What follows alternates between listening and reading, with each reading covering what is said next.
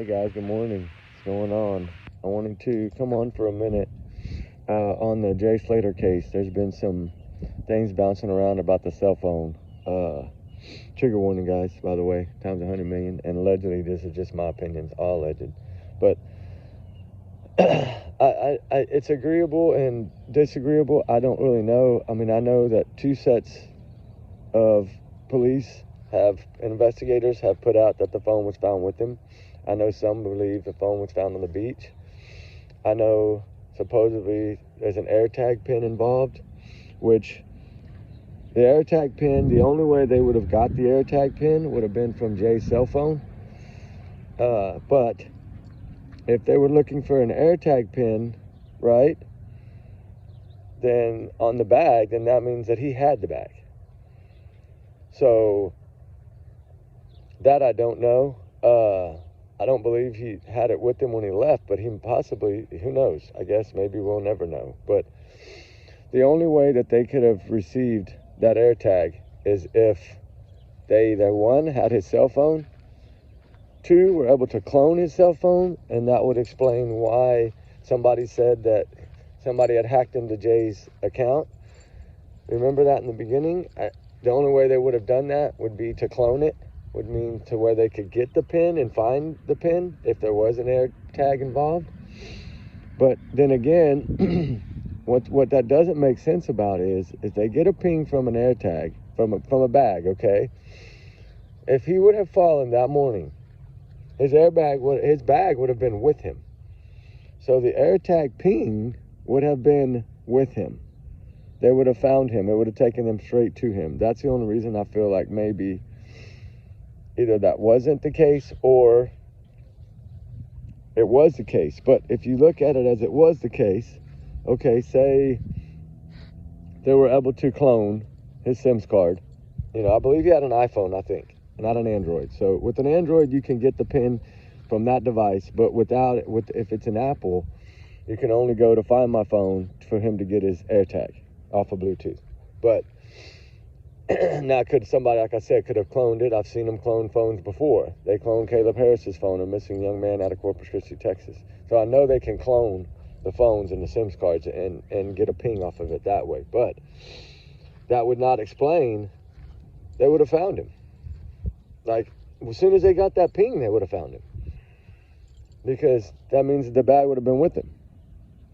Whether he would have been hidden somewhere or whether he would have been on the bottom of that ravine. One way or another. That's the only thing I realize, that I don't believe that they did that, because if they would have done that and it would have been an AirTag, they would have found him. It would have been with him. And because we know items were found with him, but it doesn't say anywhere in there that a bag was found with him. It just says his clothes and a cell phone and a bank card, I think, and one other form of ID. That's all that was found with him. So I don't know. It's just hard. It's hard to decide which way to go in this case. That's what makes it so interesting, is trying to figure out what in God's name happened.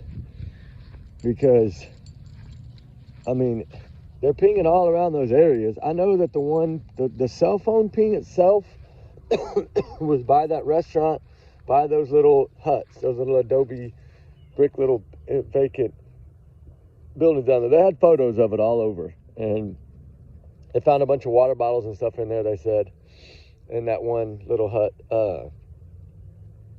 So I can agree with that. That's before his phone died. But once his phone died, there's no tracking where it went after that. Once it's dead, it's dead. And there was no way of knowing where that was. Now, the AirTag thing, okay, I take that for instance. Say they were able to clone it and ping that off of his iCloud. Get the map off iCloud, then that means they would have known exactly where to go. Exactly. And that's why that kind of makes no sense to me. But I don't know, because that means that he would have been found way, way, way, way, way, way sooner. And I don't know. It's so hard to see what they covered up, what they didn't. That's what makes this case so interesting, is trying to figure out, was he there the whole entire time or was he not? And this we might not ever know. I mean, I know that there's ways to get this open, right? Because it's closed, but there is ways. Either the family, one, has to find some kind of evidence or prove something that outweighs what they think happened.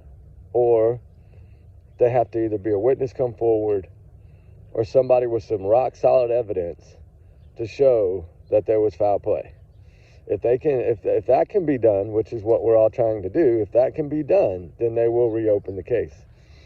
And the family attorney can send in a request for reopen once something solid is found, whether it be, like I said, a witness or some major piece like a weapon or something, which I was a little shocked that they put that in there,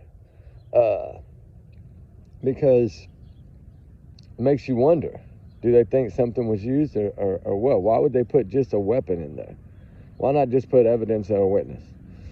So it is kind of weird how they worded it, but I don't know, guys. It's just so hard. It's such a hard case that, you know, we can bounce around all day, but it's just, there's not really a lot of video evidence to prove much that we've seen. Now, I know there is CCTV footage probably of his whole, I'm sure they had it from everything that went on over there, but that's how they know what time he left that rave.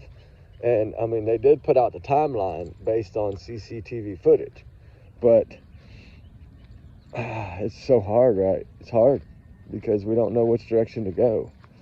I mean, phone found on the beach, phone found on him. Like, I don't know, but I would like to know the phone that was found on the beach, who found it, and how did they prove that it was his phone?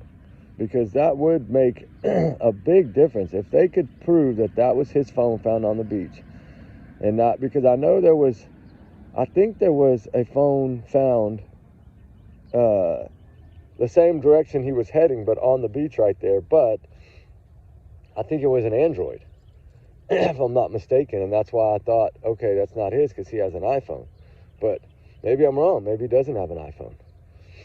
I mean, I don't even know if we know what kind of phone he has, to be honest. I mean, I've seen the photos of him and Brad on that blow-up mattress, and it looked to me like an iPhone, like maybe a 10, 11, somewhere around in there, 11 plus maybe.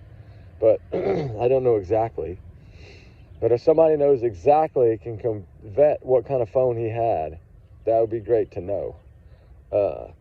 Then we would know more if this AirTag stuff would have worked or not worked. But if he had the bag on him, then he would have had the bag on him when they found him. And that means that they would have found him freaking 2.5 weeks sooner. That's the only thing that tells me. That if they were able to do that, then that ping would have taken them it would have given them GPS coordinates to exactly where he was. And that doesn't take 29 days because they had the ping information in the first 10 days. So that means he would have been found within 10 days, basically, is what that's telling me. So I really don't know. I mean, all it says in there that his phone was found next to him within 3 to 5 feet or whatever, with his clothes, and 2 forms of identification. And that's kind of why they said it was him so fast, is because of the shirt that he had on, I guess, in the CCTV footage, the gray with the green stripe. It was never a white t-shirt like Lucy May said it was, which didn't make sense. I mean, I mean, a white shirt, yeah, it would have been a lot more visible, especially to like a helicopter or something. It would have stuck out like a sore thumb. I mean, it would have. But I don't know, guys. I just wanted to come on for a few minutes this morning and talk about that because it's something I want to talk about tonight on part 17. So I wanted to give y'all a little sneak peek of it. I did want to break down the cell phone information and go over how there's so many ways they could have cloned this phone in the very get-go to have found him. Because once you clone it, the thing about iPhones, if it's an iPhone, the thing about iPhones is when they go dead, they go dead. But if you notice, a lot of times they'll cut off at 3%, not 1%.